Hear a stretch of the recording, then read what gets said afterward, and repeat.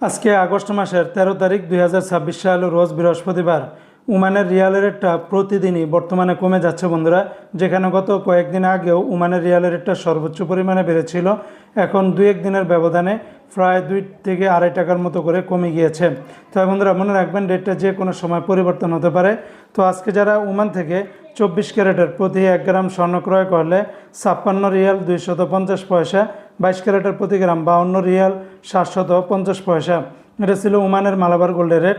আর একটা কোম্পানিতে 24 ক্যারেটের প্রতি গ্রাম 54 রিয়াল 153 পয়সা, 22 ক্যারেটের প্রতি গ্রাম 49 রিয়াল 642 পয়সা, 21 ক্যারেটের প্রতি গ্রাম 47 রিয়াল 709 পয়সা, 18 ক্যারেটের প্রতি গ্রাম 40 রিয়াল 615 পয়সা। এই রেটগুলোর সাথে ভ্যাট ট্যাক্স মেকিং চার্জ কোনো কিছুই যুক্ত করা হয়নি। তাছাড়া ওমানে আরও বিভিন্ন কোম্পানি রয়েছে, এক একটাতে রেটটা ভিন্ন ভিন্ন হতে পারে। আজকে যারা ওমান থেকে 1 রিয়াল বাংলাদেশে পাঠাবেন, ওমানের সকল এক্সচেঞ্জগুলোতে 318 টাকা 15 পয়সার ভিতরে পাবেন।